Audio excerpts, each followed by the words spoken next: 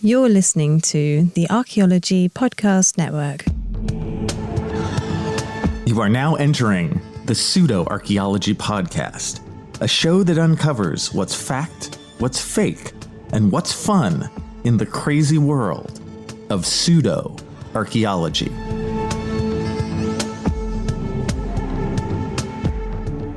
Hello and welcome to the Pseudo-Archaeology Podcast, episode 156. I'm your host, Dr. Andrew Kinkella, and tonight, the Chupacabra. The Chupacabra is coming to get you.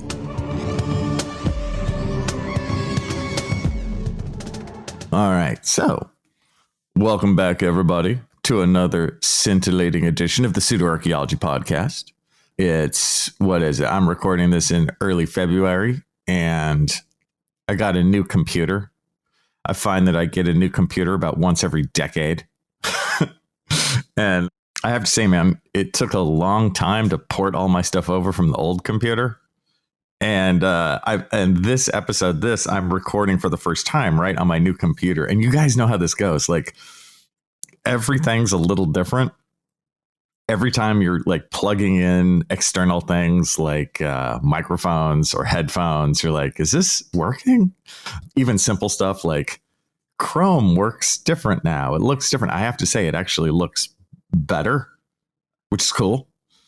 But I have that gnawing worry that everything I'm doing right now is for nothing. You guys know how this goes. You know, I think I plugged in everything right. It seems good. Everything's working smooth, a little too smooth. So anyway, that's how I roll, sort of behind the scenes on podcasting. It's very doable with just a regular computer. I buy a very solid, quite expensive Apple Mac about once a decade. You know what I mean? And you guys know that means like dropping $2,000, but it was beyond time. My last computer was a 2015, I think. And it was pretty tired. Actually, the battery had started to bulge at the bottom. Like, my computer wouldn't sit flat. And I was like, why doesn't my computer sit flat? I thought the problem was with like all my tables. I thought every table in the house was just really like not flat. So anyway, that's what's happening in the exciting life of Dr. Andrew Kinkella, archaeology professor. But for tonight, I thought I would do the Chupacabra. And one of my favorite things, you guys, that happens with doing these episodes is I learn something. You know what I mean? I thought about something a certain way. And then I do a little research and I'm like, wow, I was totally wrong. You know, I just thought, in the case, as we'll see, in the case of the Chupacabra, I just kind of thought the backstory was a certain way, and it totally turns out it's not.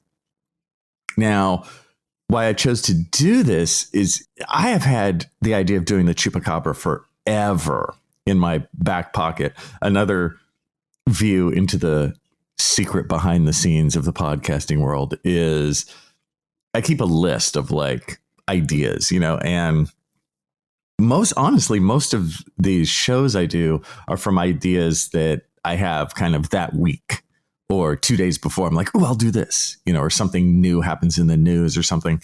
But this is one that has sat there for like a year. I'm like, when am I going to do the Chupacabra? I think I was a little worried about it because I thought it was going to be kind of hard and deep. It's actually really easy. It's really straightforward. And so barring me having this for a long time and wanting to do it, I also get questions from students about it, or even just jokingly, you know, we'll say, oh, it's the Chupacabra. I had thought about it more in doing the Duende podcast like 2 times ago, you know, like 2 episodes ago or so, that because the Duende is very similar, this kind of mythological creature. It's like, oh, this is kind of like the Chupacabra.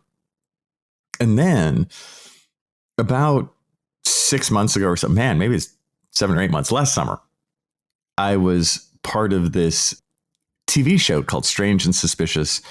And it was done through the TMZ network. And on that show, we talked about all kinds of these sort of mythological creatures. And it went way onward. It would talk about like unsolved murders and this kind of stuff. But I remember doing a little vignette on the Chupacabra. In fact, when we did that, it was based on a quote unquote sighting of a Chupacabra, which happened at a Texas zoo in 2022. And you guys, if you want to look this up, I actually won't post the link underneath because there's actually several and they sort of change. You know how that goes. Like, it's like, oh, this link actually doesn't work. So I don't want to make my podcast link old before we even start. And I would just say, if you just Google Chupacabra Texas Zoo 2022, it'll all come up.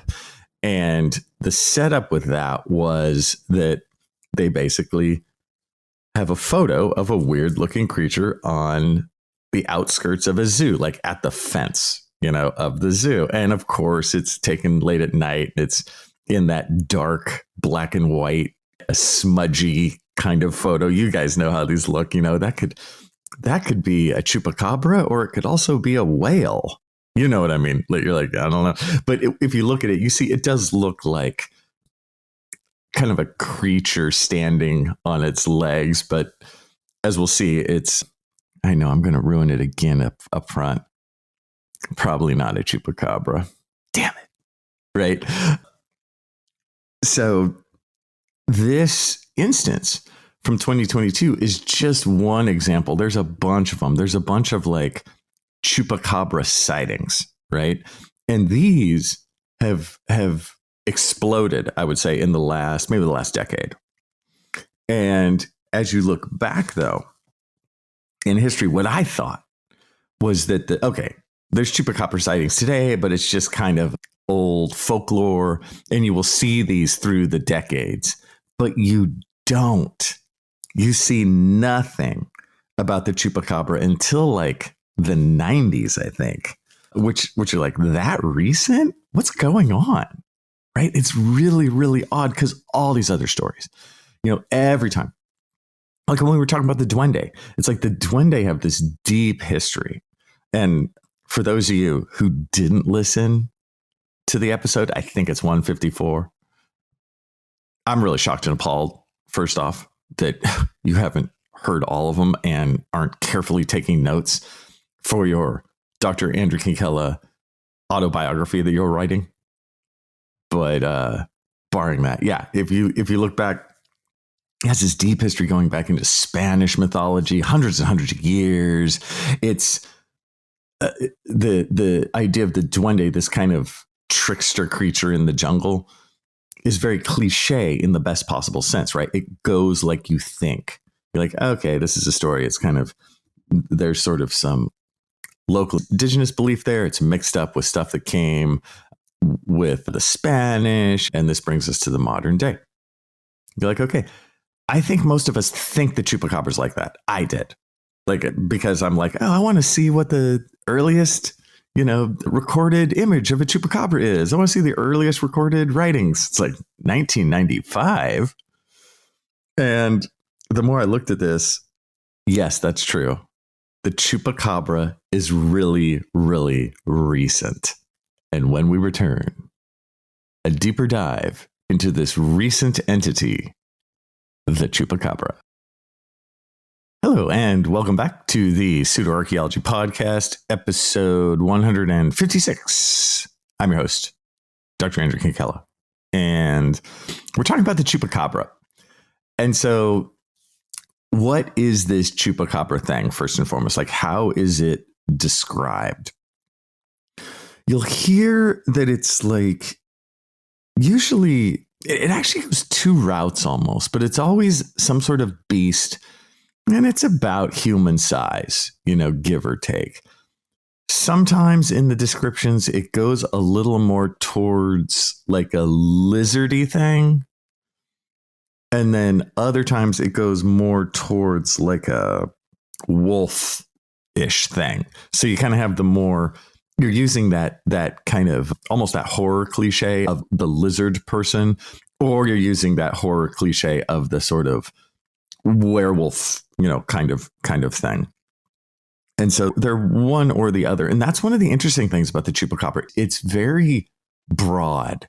You can't, like, comparing it again to the duende, I could draw you a duende pretty much, right? Leprechaun figure, pointy shoes, the hat. We had talked about that before. But with a Chupacabra, it's kind of amorphous. It's like, okay, it's around human size, give or take, and it's kind of four-legged, and it tends to walk on its hind legs, I think. But beyond that, it's like, well, some say it's lizardish, and some say it's kind of wolfish, and it just depends. So in this, though, the name Chupacabra, it means like goat sucker in Spanish, or really more specifically, it's like sucker of goats, because chupar is to suck, and then cabra is goat. The idea being with this is it's a creature that like kills livestock. You come out in the morning and you see that these goats are dead, and you're like, oh my God, the Chupacabra. And in that instance, it is similar to the duende or something, this mythical creature that is blamed for, the everyday stuff that's beyond your control. So there is that. And the very first recording of this is very specific, actually. It's in 1995, right? You're like, wow, so recent. And it's a woman in Puerto Rico who says that there's this creature that came and basically, killed all these goats and sheep and stuff.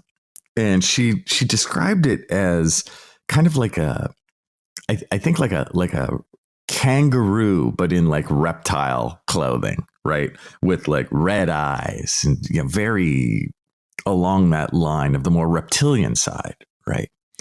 What I think is so fascinating is they interviewed her more later, and they just kept talking with her.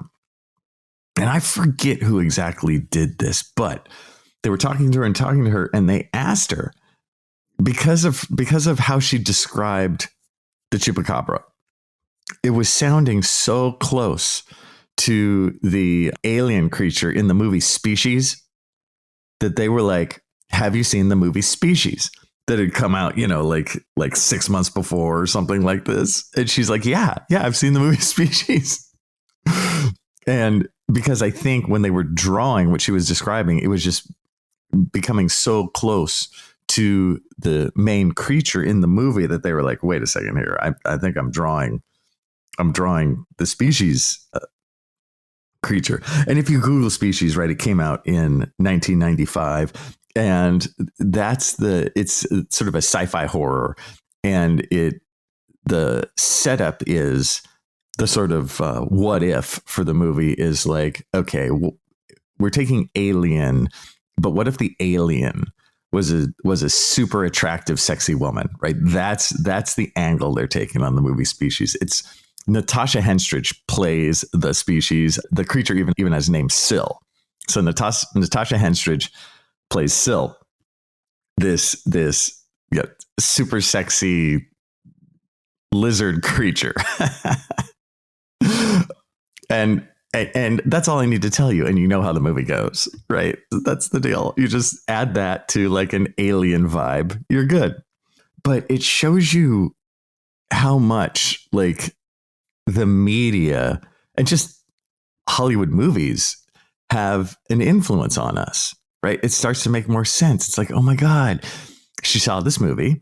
It's kind of in her subconscious, she kind of woke up, kind of groggy and just related this story that felt, I'm sure, quite true, that a creature that, is just a sort of a Xerox of the species alien came and did this thing. And it was such an interesting kind of story that it just blossomed from there. And so I still, you guys, I'm still shocked that the Chupacabra is so new. That's when it starts. It has a birth date of 1995.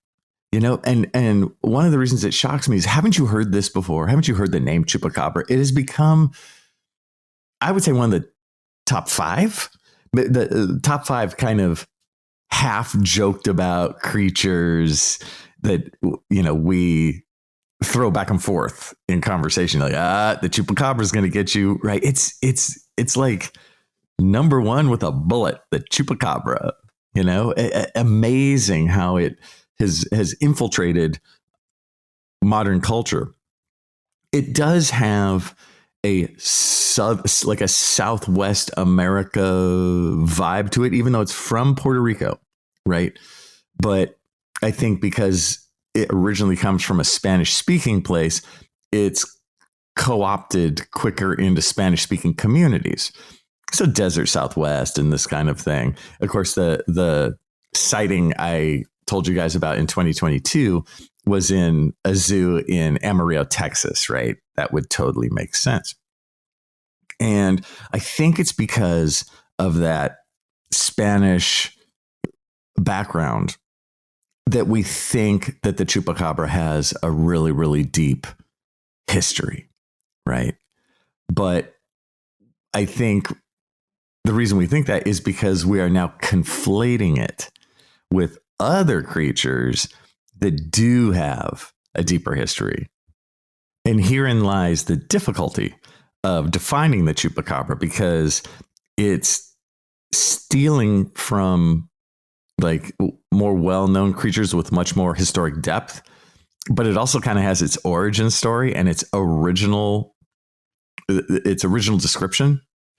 And don't you guys think, like, to me, the original description is way off my first image in my mind when I hear the word Chupacabra, right? It's not, I think that species lizard looking guy, I don't think he lasts. To me, the Chupacabra has evolved into a much more werewolfy kind of thing, because I think everyone thinks that. Again, the Amarillo, Texas story, that's a wolf looking creature. And, if we want to know what it is, it's a wolf, right? In the Amarillo zoo story, that's a wolf, and often it'll be like a wolf with mange or something like that, which is really sad, when you see it. Like, so it isn't a mythological creature. Unfortunately, it's one of those times, when we vote, we want a world with mythological creatures in it. The world is more fascinating and complex with mythological creatures in it, like a thing called the Chupacabra. But if you want that, you've obviously tuned into the wrong show. And isn't that a bummer? But yeah, in the Amarillo, Texas story, it's a wolf or a coyote, it's one of the two.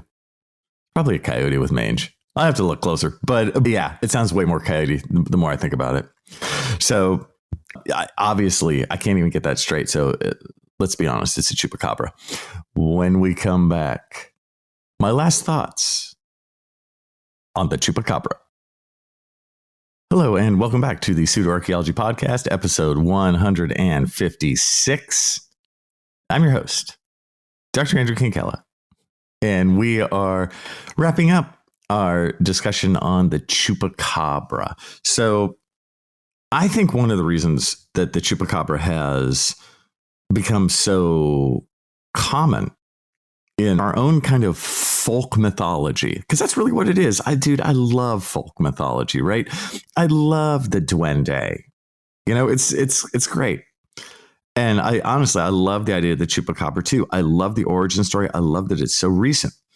But I think the reason for its explosion, we are also in the social media world, my friend. And so what happens is people will post, things on be it Twitter, be it Instagram, pick your poison, and just say, oh my God, the Chupacabra. And that gets taken up, and, hundreds of thousands, millions of people will see it and then just kind of lodge it in their mind. We're so bombarded with all this stuff that we're just like, oh yeah, Chupacabra.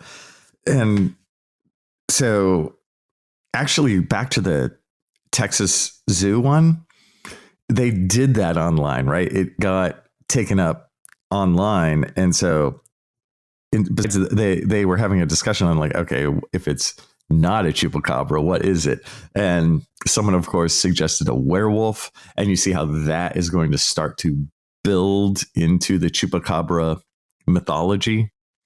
And then someone suggested a skinwalker. And for me, I think that's probably the number one mistake with Chupacabra. I think people get the Chupacabra mixed up with the skinwalker. The skinwalker is like it's a Navajo kind of mythological creature.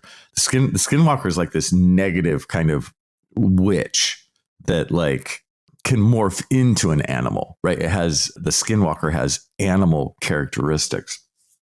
If you guys ever watched, what's that show called?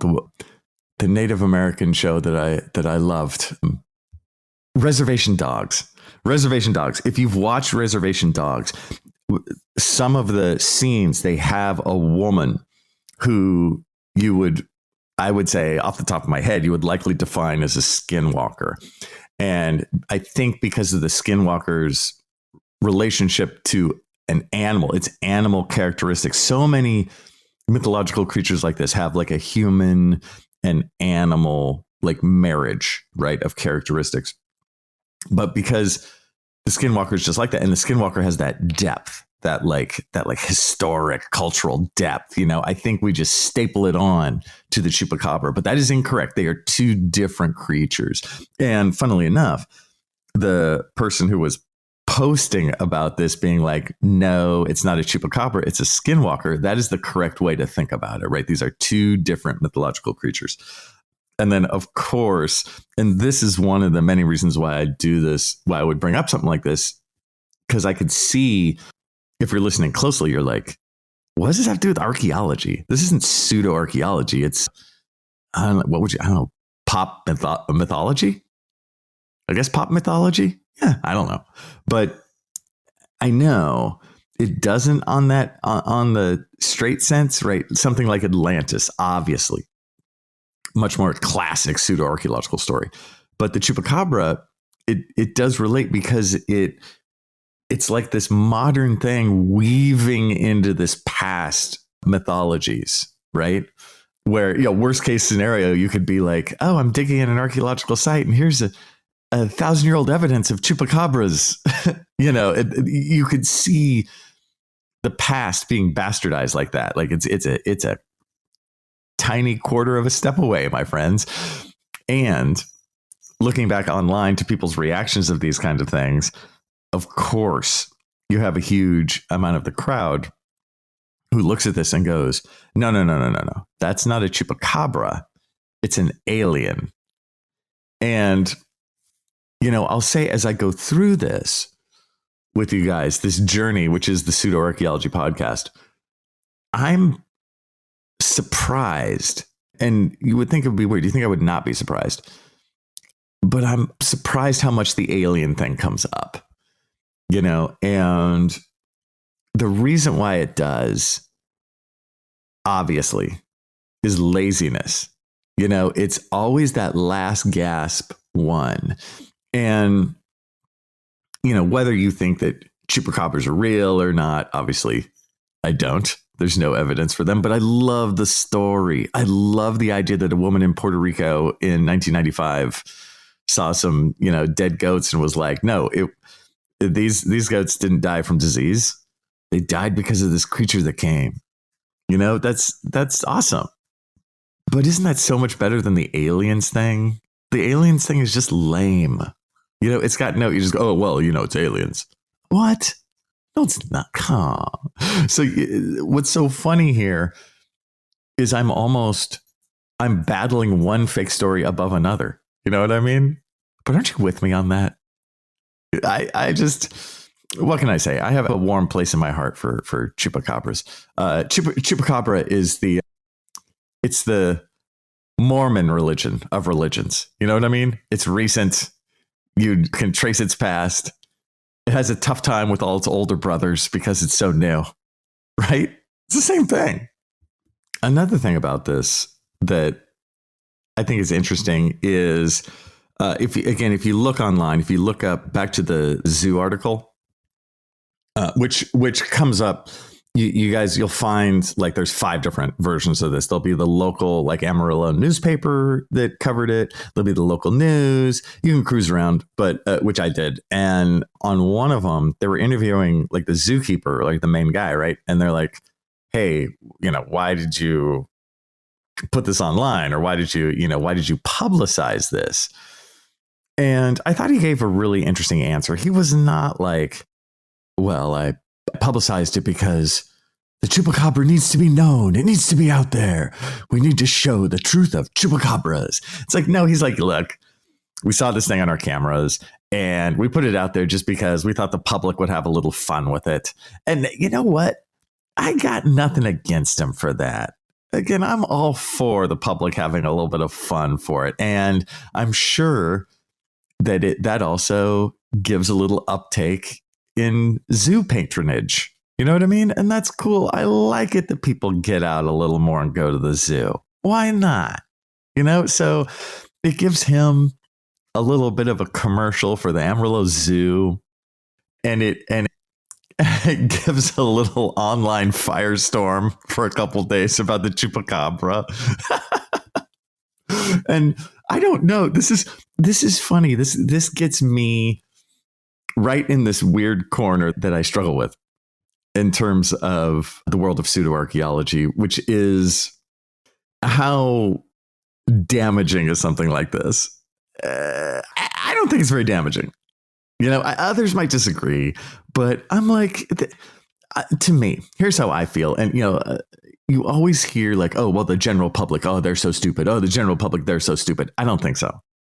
I think when it comes to online media, when it comes to aliens, all that kind of stuff, I think the general public is very in tune. I'm not here to say that like the general public is so in tune that something like Graham Hancock is a positive force, or that people can see through that, because that's really difficult. Like, it's really difficult to see through some of what Graham Hancock does. I'm not angry or something, or displeased or something if someone comes to me and we talk and they are like a believer in Graham Hancock stuff. I'm not like, "Oh, you're so stupid." Not at all. Because I get how that makes sense to someone who isn't, a specialist in this stuff like me.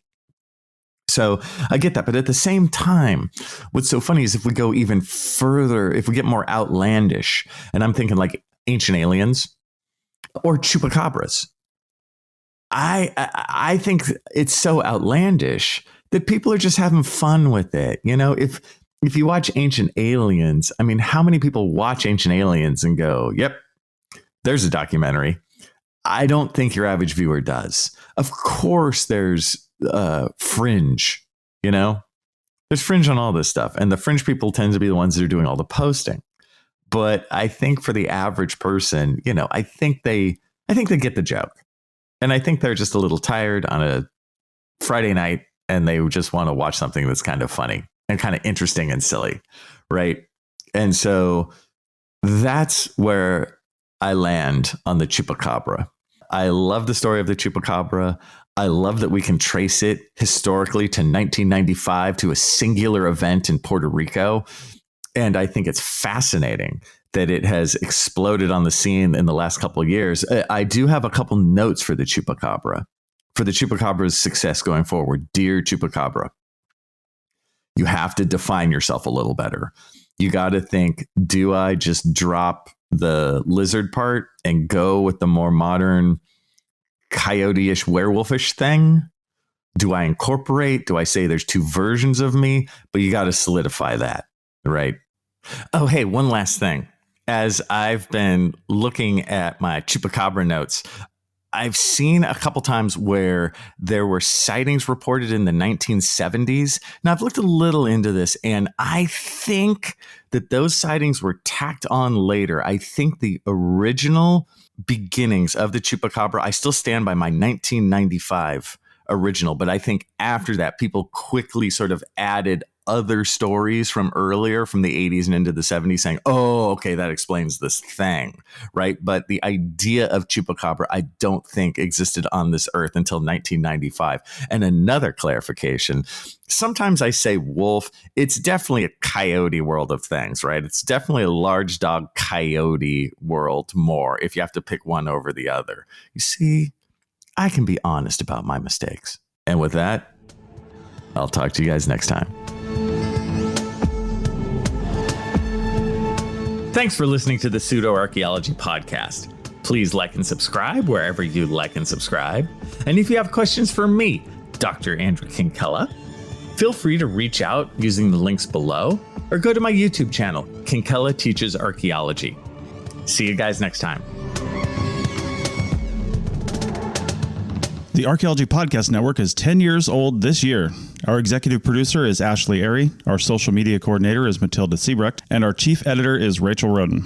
The Archaeology Podcast Network was co-founded by Chris Webster and Tristan Boyle in 2014 and is part of Cultural Media and DigTech LLC. This has been a presentation of the Archaeology Podcast Network. Visit us on the web for show notes and other podcasts at www.archpodnet.com. Contact us at chris@archaeologypodcastnetwork.com.